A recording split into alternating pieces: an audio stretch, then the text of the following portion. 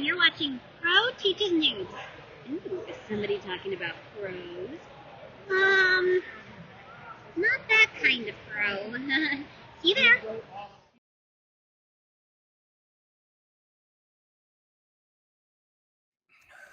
Hey guys, welcome to another lesson of Pro Teaches News. Today I have with me Pika again. Hey again. And today we are going over the one shot that fits in between issues of Curse of the White Knight, Batman White Knight Presents Von Freeze, where we get a bit more characterization, not only of Freeze, but of his history with the Wayne, and of course the fact that his father was a Nazi. And we have Klaus Janson on artwork. And I gotta say, that's an interesting choice. Klaus can be hit and miss sometimes, but here I think it works. Yeah, Klaus is the one who inked over Frank Miller. Yeah. But he also does his own pencils. Like, Victor, please take the baby. No matter what happens, promise to look after her. Promise be your protector. That's Nora. Okay, that I'm iffy on. Like, what would you say the age gap is? Maybe 10 or 12 years. Or 9 if he's 10 here, and she's clearly like probably barely 1. I mean, I don't think it's a huge age gap. No, it's more down the line. It probably won't be. Yep. Victor, I can't accept your offer. I can't work here. And please, not after reading those files you sent me and learning where this technology comes from. I refuse to be a part of Wayne Cryotech. There's more to the story than what's in the military records. I don't care. I don't care how my family was involved. This was once funded by the Nazis, and I won't accept your guilt money. It's not guilt money. It's not guilt money. The Cryotech belongs to you as much as it belongs to me. Where's your conscience, Victor? I mean, how are you okay with this? Sometimes I walk into this place and feel a sense of hope about the future of medicine and the lives we can save. And sometimes I want to burn it to the ground, turn it to a pile of smoldering ashes, like the rest of Germany, so history can look back and feel like her sins were cleansed. History will never forgive evil men like your father, or should they? Listen, you have good reason to be upset. If you want me to shut down this lab, I will. But only after you've heard what I have to say about how we lived through the war and the real reason why we were finally able to escape. Doctor, come quickly. Mr. Wayne is here. He needs you. Thomas, Victor, thank God. We stopped in so she can tour the new lab, and suddenly she collapsed. She's having contractions, but I'm only 32 weeks. We just saw the obstetrician this morning, and the test came out fine. You have the paperwork. It might be amniotic fluid embolism. Easy to miss if you don't know the signs. We need to get her to a hospital. Not in the middle of a blizzard. Convenient. Right now, the Cryotech is our best option. But Victor, if we don't hurry, her lungs might collapse. Get her into the stretcher and prepare the operating room. And Victor, help me. Check her blood. Look for clotting and other abnormalities. Nurse, administer the oxygen and stir the cryotanks. I'm taking the lead, Victor. Thomas, you can't treat your own wife, my baby, my lab. But you haven't practiced for years. Never stop being a surgeon. Besides, you'll be there to walk me through it. Fine. Then why don't you insert the IV? It's a simple task. Just find a vein and try to keep a steady hand. Damn it. No one respects you more than I do, Thomas. But things are different now. You're a businessman, I know. I was going to say a father. It's different when your life and child are on the table. You built this facility, hired the best people you could find. So sit back and let me do my job. I can save them. I'm sorry. You're right. Look at this ultrasound, doctor. I think you were right. We need to get her stabilized. Thomas, I'm scared. If something happens to me, you're going to be fine, both of you. Administer anesthesia. Thomas, I'll be here when you wake up. I love you. I love you too. She's beginning to stabilize. Oh, thank God. Nurse, eject the cryogel. Begin running the filters when her blood rate is at 20 BPM. She's going to be okay. Let's step outside and give the nurses some space. We can monitor her progress from the other room. I'll make some coffee. Seems like we have a long night ahead of us. Don't worry, they're both in good hands. But all I can think about is Martha. The baby doesn't even seem real right now. Jesus Christ, what kind of horrible father does that make me? You'll be a great father. Yeah? And you'll become whatever your family needs you to be. Because you don't like to fail. Thanks, Victor. Speaking of shitty fathers, how's yours? Still in touch with the Baron? Sorry, I know you don't like talking about him. I'm just trying to get my mind off Martha. We don't speak anymore. It was just too difficult. We pulled him out of Germany, cleared his charges, and built him a lab with everything he needed. And that asshole couldn't even muster up a thank you. God, I would have loved to have seen his face when he found out you and I were working together. What did you tell him? That you were offering me redemption to make up for all the awful things he did during the war and for what happened to Jacob? Who's Jacob? Jacob Smithstein was Baron von Friese's and best friend. They met at university and bonded over the interest in cryogenics, an unexplored field at the time. The Baron was a scientist, and Jacob was a trained doctor with a family fortune to back their business. Together, they had the foundation to create Smithstein and Fries. The anti-Semitism in Germany only made them more determined to succeed. They wanted to prove that great things could be achieved if Germany embraced its diversity. There were setbacks, but both men refused to quit. After all, Germany was their home, and they weren't going to be deterred by temporary surge of racism. Then came the Third Reich. After the election, the nation held its breath, hoping the rhetoric of the angry minority wasn't true, hoping that no man was that evil. That's when the Baron first asked Jacob to leave. His family's safety was more important than their work. But Jacob refused. If there was going to be a war, then cryogenic medicine was going to save lives. Jacob insisted on transferring the entire Smithstein fortune to the Baron, something my father wasn't comfortable with. Jacob even removed Smithstein from the company name to help protect their work. Then he moved his entire extended family into the lab, hoping to hide them until the war was over. I was a young boy at the time, jealous that my father spent more time working with Jacob than he did with me. So I used to sneak in with my toys and try to emulate him, hoping the Baron wouldn't notice. One day, I accidentally knocked over an experiment. My father was so upset that he struck me. I ran away so he wouldn't see me cry. And that's when Jacob found me. He didn't ask what happened. He just pulled out his medical bag and cleaned the wound. Jacob offered me something my father never did. Love. I finally felt like I had a family. It was a dark time for Germany, but the Smithsteins offered me warmth and kindness. Every now and then, something would happen that would give us hope and remind us that we needed to stay brave, like the day Jacob found out he was going to be a father. Jacob's wife once told me a secret. She didn't think her husband liked children because he was never interested in having any of his own, but she said I changed his mind.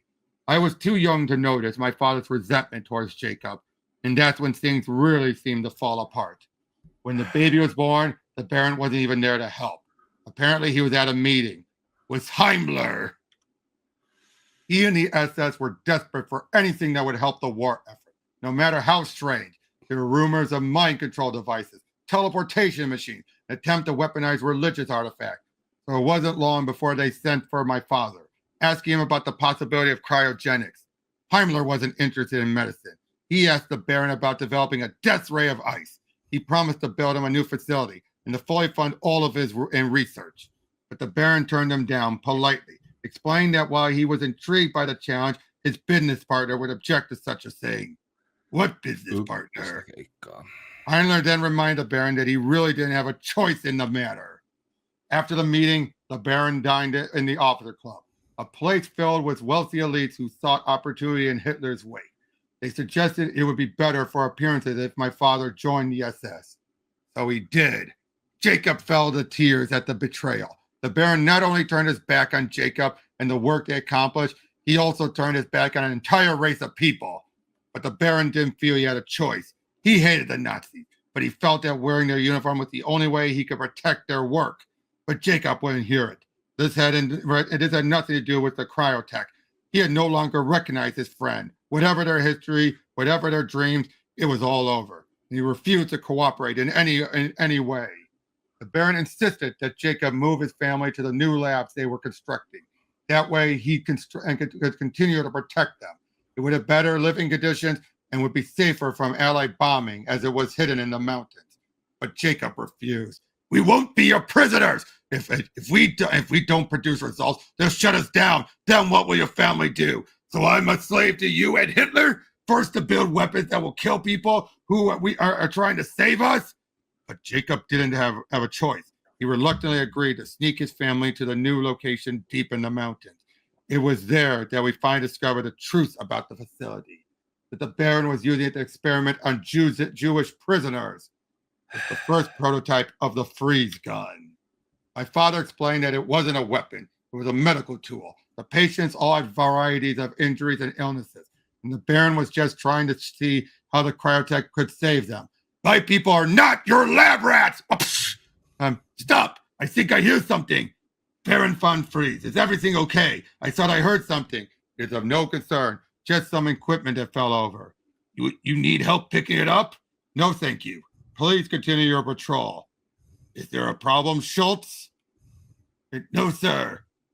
And everyone, put on your warmest clothing. Honey, find the bag of supplies. I placed near the bed. We're leaving. But Jacob, we have an infant, and my father is very sick. I refuse to subject you to another minute of this nightmare. Those soldiers might be coming back. We have to take our chances in the forest. Jacob, I'm begging you to stay. Even if you make it past the patrols, you'll never survive the weather. You think of your family. You know nothing about family or being a father. Because if you did, then you know why I'm leaving. Please don't. Victor, listen carefully. Meet us downstairs by the back door. Don't let your father see you. You're coming with us. Uh-oh. Run! Halt! Oh no. Check for tracks in the surrounding area. There might be more of them. I thought, and they were crazy when they told me there were still Jews in the area. Please, I have an infant with me. I heard that Jews hated the code, because it makes their pennies to stick together. Ting! And Jacob, no! Where were you hiding? Thank you so much, gentlemen. I'm so relieved you found them. You know these Jundeschwein? Of course, I know them. They escaped my facility. So you admit you were hiding them? They're prisoners, imported for my experiments. What do you mean, experiments? And sorry, Schutz. It's above your pay grade. Is it? It's between me and the Fuhrer. And you forget you were addressing a ranking officer. Now round them up and take them back to my lab. Unharmed, or I report you to your commander. Put the Jews in the truck. Take them down the mountain. I said bring them back to the facility. That's an order. Ignore him. Take him down the mountain and begin filing the report. This will be investigated. And then, no! Jacob, no, these men will kill you. Let go. You seem very familiar with these prisoners, Baron. Bang! Oh my God. Jacob! And Victor. Jacob! Come here. Take this baby. No matter what happens, promise to look after her. Promise me you'll protect Nora. I promise. This man needs a doctor. Back away. Please, go back to your lab, Freeze. You'll hear word from my commander shortly. Please, or I could shoot you where you stand. Go, take them away. What about Freeze? He's not going anywhere. Jacob, I'm so sorry. This is all my fault. Please stay alive. Talk to me. Tell me what to do, and how do I save you? Get them out of Germany. Victor, are you okay? I don't know. Don't panic. We can panic later. What? What about Jacob's family and the baby? Come with me. Do exactly as I say. Baron, my patience is wearing thin. Huh? Whoosh! Bang, bang, bang, bang. Is everyone okay? Oh my God, Victor. Yes, I think we're okay. But Jacob, I'm so sorry. We have to move quickly. Get him into the truck before more men arrive. Why should we trust you? Don't worry. We're getting out of Germany. I promise. Using his connection, the Baron managed to get the Smithsteins all the way to France. And they were eventually picked up by low resistance. The French wanted to kill him, but Jacob's wife demanded they let the Baron live. They agreed to keep him captive until the Allied invasion. Right, and you know the rest. Jesus Christ. I had no idea. Part of the arrangement was I wouldn't ask too many questions. Have you ever heard the story, miss? I'm sorry, never caught your name. Nora, my family never told me what happened, and I was always too afraid to ask. I'm sorry, I stopped speaking to them once we arrived in Gotham. They've been through so much. I didn't want to remind them of the past or of the Baron. It was actually my family who insisted I come see you, Victor, after you wrote to them about this lab. Victor, we're ready for you. She's dilated. Thank you. Victor, wait. I want you to have this. It was my grandfather's. I was going to give this to my son one day, but I think you should hold on to it for a while because, well, you know. Thank you, Thomas. Thank you, Victor. The night you were born, Bruce, told me everything I needed to know about your father. He was a man who was always willing to change roles in order to help the people who needed him the most, whether it be as a husband, a surgeon, a business leader, or a friend. To a terrified refugee like me, the commitment to others runs deep in your blood. That's what makes you a Wayne. So don't let anyone tell you otherwise. Thank you for the watch, Victor. I wish I could be more helpful. No, you give me exactly what I needed. Going back. If you need anything else, you know where to find me. Good night, Bruce. Good night, Nora. And get what you needed? I did. Oh, shiny. It was my father's. So how was that? It was I would not say nice, but it was something of a distraction. It was, but he wanted to tell the story, to fill in the blanks on things, and for what it was, it is realistic, minus the freeze ray. Yeah.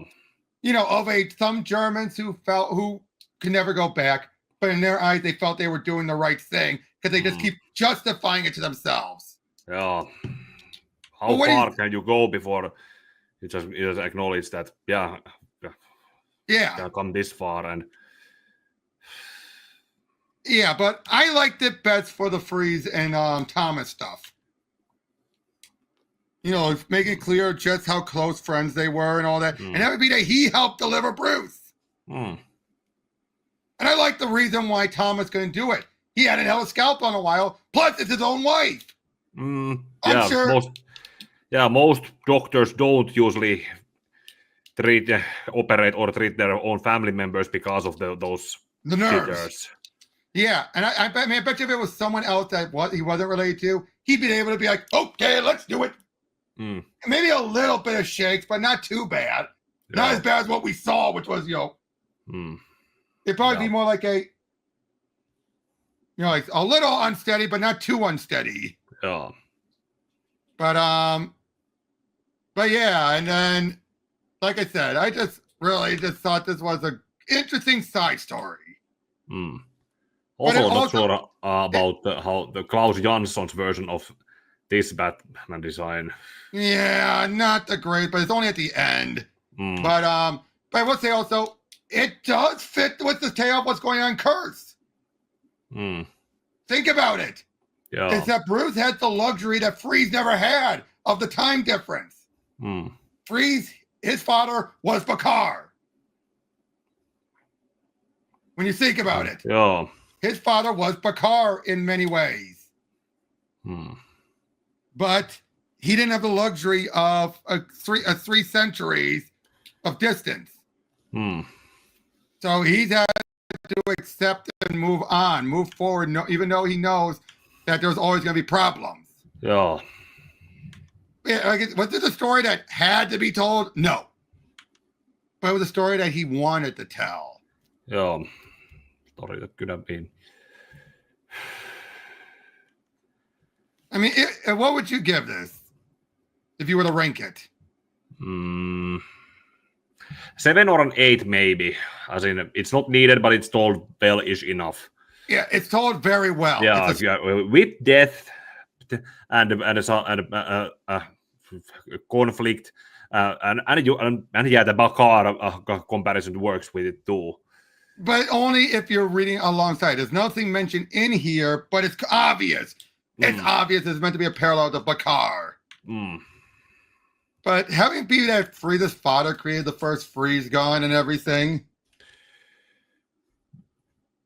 Maybe Also, it was really something that it could be justified that it started as a Nazi war weapon experiment, and then it was generally upgraded into the Mr. Freeze gun that it eventually became. Yep. And then, of course, now the idea of Nora being this young, or not this, this young, having the age gap with her and Victor. I mean, it does shed more light on, now to be fair though, he made it clear he never talked with them after they got the gossip. So it's not like he was like a brother to her or anything. Oh. So that makes sense. He left as soon as they got the gossip, and then there was years in between later. Yeah. So I do feel it doesn't make it as squicky. No, it doesn't. And when you look at their adult incarnation later in the story, that I mean, obviously he got his father. They both look like proper adults. I mean, granted, Victor clearly got his father's baldness. Because remember, he had hair originally. Oh. But yeah. And I gotta say, Jansen's artwork, he does good when it's more grounded stuff with some supernaturalness to it. You know what I mean? And again, tying it, but does this justify tying Freeze into World War II? No. And it's not something I'd want to see carry over, but for having it, but it exists. So this is the best you could tell it. Not it was already established in the original White Knight story. Yeah, so. I'm saying that's what I'm saying. Though, was this an addition to his character that was needed? Hell no. But this is the best way you could tell it. Yeah. But I said this was my favorite part, was the Thomas Victor stuff here. It really showed that those two were close friends. And to be fair, I always preferred a Freeze who worked for Bruce. Here's how if I was to write Batman, here's what I would have had happen. And Victor worked for Bruce. And Bruce was willing to give him everything, but only within reason, obviously. Yeah. But then Nora got sick, and then what's his name? The other guy. Ferris Boyle. Boyle promised him more faster. And Victor didn't realize the strings were attached. If he had stayed with Bruce, things would have been fine. Yeah. But he made the wrong choice. And thus, Boyle didn't pull the stunts he did. Yeah, I just realized that I set myself up to actually do that new 52 version of it. I did not like that version. I didn't. That's one of the few Scott Snyder stories I'm like, what the heck? That is one of my least favorite Scott Snyder Batman stories. What they did to Freeze there. Having it be that he was obsessed with something that wasn't even real. Yeah. I get it. He was trying to meld the two versions, but it was bad. There's the. Have you checked out Serum Lake's videos? Don't think so. Okay, there was that one that I think I already said this, but there was something that if Victor Freeze could be still seen as a somewhat certifiable, as most Batman villains are, there was that whole thing that he wishes or he believes that Nora can be saved, but there was the whole thing about that Nora was supposed to be dead after the accident, and the Nora we saw. The original plan before Sub-Zero tossed that out. Yeah, I remember you telling me that. Yeah. But like I said, I don't know what's how Scott did it though was just not good. It made him more insane and cruel, like more obsessed. Like having to be a woman that he was obsessed with and wrote a doctorate on, but was never his wife. But he was so delusional that he thought she was. Yeah, so you could say that it was an idea. It was it was not a bad idea, but it was something that it could. But the execution and way making it be the New 52 version just because New 52 was what it was, edgier and all that. Yeah, that it didn't work with. I mean, I'll be honest. Sense. The problem with the anime series Freeze is that's a finite story. If you want to have Nora actually be alive, you can only go so far with it. You know, would you agree with that? Like, you can only go so far, and how can you keep on having Freeze be a good person and yet still do all the stuff he does? Mm. Am I wrong?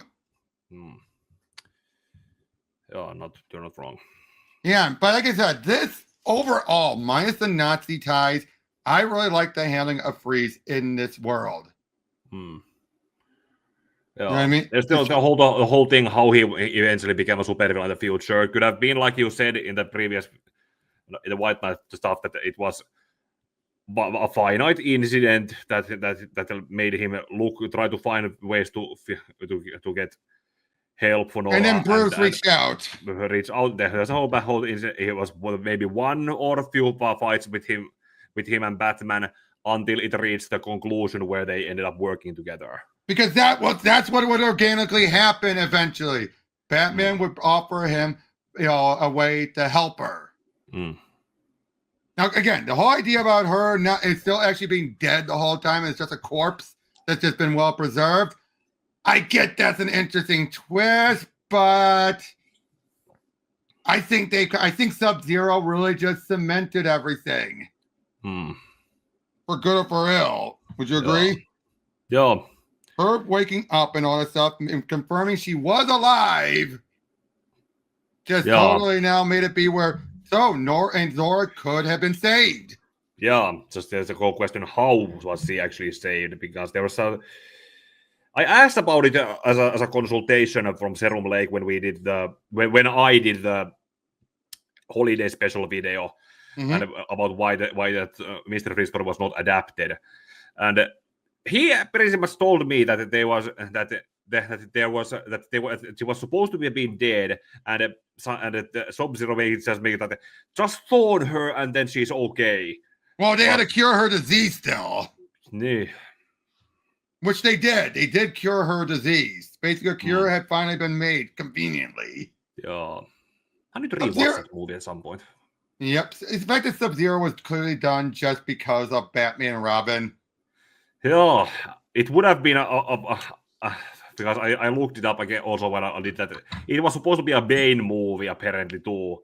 We would have had also Robin and Batgirl, but then it was turned into Mr. Freeze movie. Yep. But again, overall, good story. Good story, and it's the start of the spin-offs. Which will eventually, that'll be the next thing we go over. Before we get to Beyond the White Knight, when we come back to Batman, we'll be going over the Harley Quinn, because that is chronologically in between. Oh. But yeah, and that is also one of my favorites as well. But until then, we'll see you guys on the next one. Take care. And may your heart be your guiding key. Yep.